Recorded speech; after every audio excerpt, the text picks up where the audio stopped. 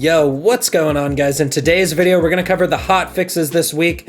There were tons of gear and weapon changes, as well as, you guys know it, the new featured run and all of that good stuff. And I just wanted to say before we get into the hot fixes, in the background, I got my updated Deadshot build that should be coming out either later today, possibly tomorrow, so look out for that. We are not using any bugs or glitches, but I got the damage so high, it freaking looks like we are. I'm not even using Harvest in this build, and that'll be out later today or something like that. So let's go ahead and cover the hot fixes. Like I said, tons of weapon and balance changes today. I didn't even read them all yet. So you're gonna get my pure reaction, and let's go ahead and cover the hot fixes. So first things first, the new in-game mini event, Fortunate Encounters. Dice from random encounters in the overworld will now drop more loot and moon orbs. Cool, I like the overworld. Chaos Chamber's featured run has changed. Now you're gonna be fighting Banshee and Da King. Also, Banshee and Da King have a higher chance to drop their dedicated drop this week. I believe only in the Chaos Chamber though, so keep in mind you gotta do the featured run for that extra bonus. Next, they fixed some issues, some quest issues, some stuff that got you stuck.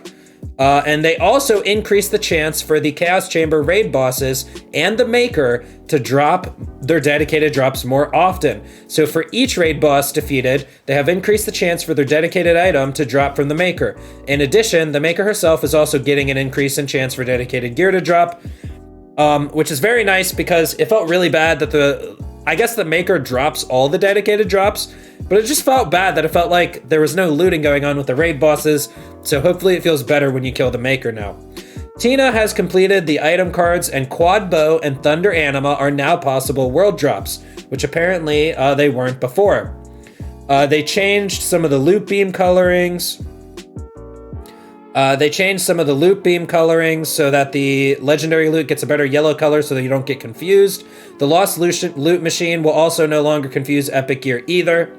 The item card has now been switched to match common item cards. The audio cue for the drop is no longer the same as epic gear. Make more gold. You can sell customizations for twice as much at vending machines now. That's kind of cool. The Awe passive properly now scales to the Fate Maker instead of giving a flat rate. So that kind of sucks for Clawbringer users.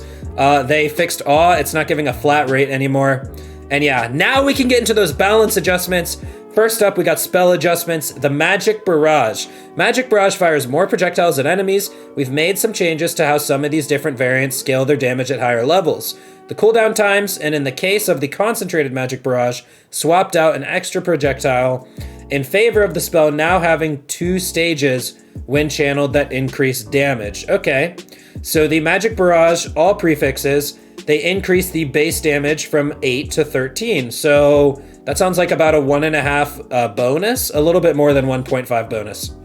The Overwhelming Magic Barrage increased damage scaling by 13%. The Overwhelming Magic Barrage decreased cooldown. That's very nice.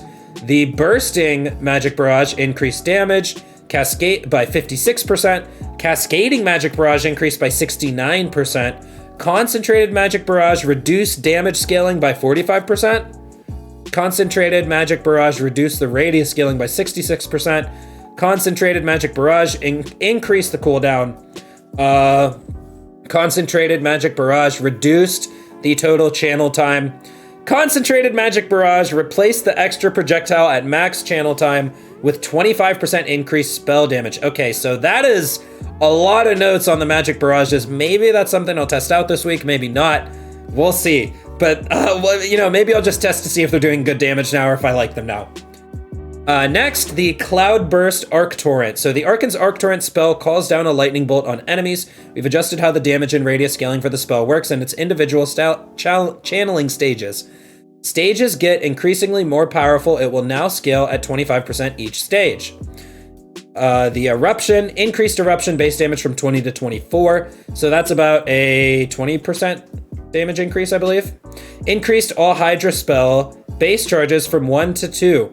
So you can now have double the casting fun. Oh, okay, that's actually great. Sigils, increased all sigil spells base damage by 200%. Okay, so Hydra spells now have 2 charges each. They kind of sucked at 1 charge, I will say that. And then the sigils have increased damage now as well. Wow, weapon balance adjustments. First one, I love it. Sniper rifles increased all sniper rifle damage by 20%. Nice. Magic Poison SMG. We found that these guns weren't appreciated as it was taking 1.5 seconds for the damage to ramp up to competitive levels. We're removing the delay, including it as part of the base damage that the gun does. So these are, it just says Magic Poison SMG. I'm guessing these are the ones that you have to kind of charge up, and they shoot magic beams.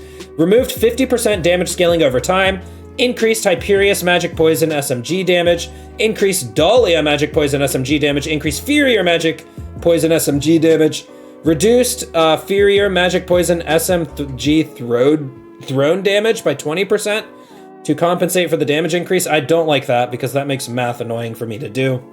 White Rider's dual beam damage scaling remains unchanged, overall increasing the damage that each beam deals due to the Dahlia scaling change. The damage of White Rider's single beam mode was getting scaled twice. The damage was close to what we were aiming for before these buffs, but due to these additional increases, they tuned that a little bit. So they tuned down the White Rider, but they also buffed it at the same time, so it's just less buffed than some of the others. Anyways, legendary pistols. Reduced the Masterwork Handbow damage scaling, so they nerfed the handbow by 30%. Reduced the Masterwork Handbow crit damage by 50%. It's not a 50% nerf on the crit damage, by the way. It's a 50% taking off the crit damage multiplier. Reduced Catatumbo damage scaling by 6%. Reduced Queen's Cry damage scaling by 15%. Reduced... did they nerf all these pistols? Reduced Pookie's Chew Toy damage by 28%, reduced Ruby's Spite damage by 30%, increased the Auto Magic damage by 50%, increased the Gluttony damage scaling by 15%, increased the Message reload speed by 50%, addressed an issue with how liquid cooling damage scaling was being calculated. There it is, boys. I gotta say, I'm not a fan of these nerfs. Honestly, I'm fine with some of the buffs. Anyways, whatever, let's just move on. Backstory, Hero Point, Twist of Fate, adjustments. Note, backstories cannot be changed after you pick one, but the changes will still be applied to your characters when you play the game. These changes will apply to new characters. Village Idiot gets a -3 wisdom penalty. Raised by Elves gets increased dexterity and increased attunement from 2 to 4 dexterity, and now you also get +2 attunement. The Failed Monk went from 4 to 6 wisdom and went from 2 to 3 intelligence, and the Alchemist went from 0 to 2. So those are all the hot fixes today. Tell me what you guys think about some of the nerfs. I guess we'll all have to go test our liquid coolings again, am I right? And I hope you guys enjoyed this video. I hope you guys enjoyed some of the background footage. Be sure to slap a like on this video and subscribe to the channel. My Deadshot build's coming out soon. We're not using a high thread count class mod, and we can still do some pretty crazy things with spell damage, as well as, obviously, companion damage, but it's a do-it-all Deadshot build. Spells, guns, and companions, and I will show you guys more footage in the video later. I'll see you guys in the next one. I'm out.